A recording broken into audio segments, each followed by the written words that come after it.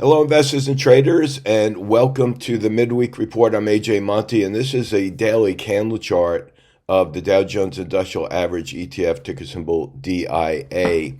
As you can see here from this diagonal line that I drew last week, the downside target at 413.44 has hit. And by the way, that will be the case for all markets and including the VIX because all targets have been hit. But looking at today's candle, you could see that this nice green candle has closed over that 20-period moving average. But look down below. That's not on a higher volume day. Usually what we expect, an extremely bullish move over that moving average, is a higher volume day. And we just did not get that. I think a lot of what we saw today, the choppiness, and even throughout last week, is more or less anticipation or even confusion of what Donald Trump is going to say with regard to tariffs. Being today is Liberation Day, it's going to be a very, very interesting day in the markets tomorrow. So I would expect the markets to go up a little bit. I'm not going to draw my target lines as I only reserve that for Friday's weekly market report, but you could see this area up here is resistance. And I think we might just bump our heads against that resistance. And you'll have to forgive me, I picked up some kind of a bug. It's affecting my voice, but I'm still good to go. So thank you for your patience. IWM, same thing, like I said, hit the downside target here, hit the downside target again here.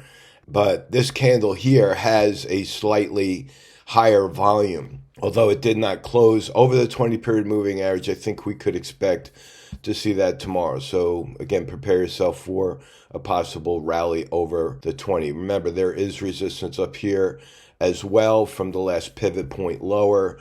Swing traders understand that very well, that if you buy anything on the short term as a swing trade, you have to be very protective as the price action starts getting to those resistance points.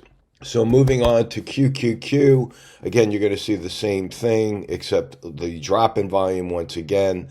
Downside target's hard to see from last week because it's buried in that candle right there. But we hit that downside target precisely at 463.42. And I do believe, again, we'll most likely close over that 20-period moving average by the end of this week and maybe go up to test this resistance level up here from the high on March 25th.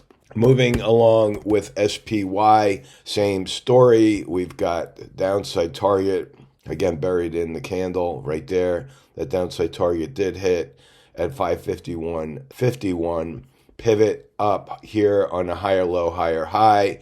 Slight close over that 20-period moving average on slightly higher volume. Look down below, the CCI is about to cross the zero line, which is that black line known as the momentum line. And if that were to happen, we generally get 2 to 4 days of price action in the direction of the cross. That would be 2 to 4 days of upside movement. Okay, looking at the VIX, we've got the pivot lower.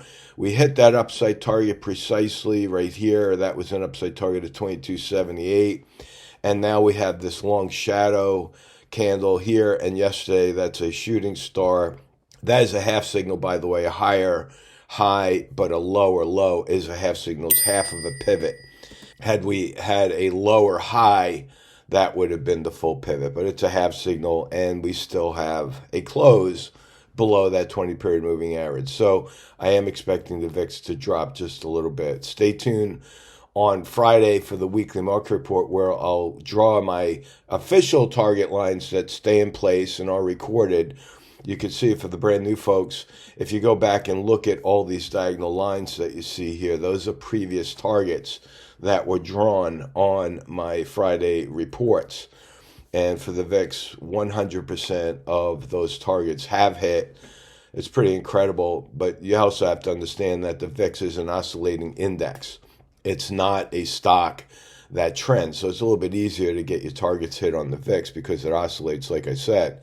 Trending stocks and markets make it a little bit more difficult, but we still have a very high percentage of accuracy for hitting those targets. Thank you so much for following and liking and commenting. That helps the algorithm. It helps us very much grow the channel so that we could reach out to others who are looking for this type of content. And with that, I'm going to wish you a good rest of the evening, and we'll talk to you later. So long.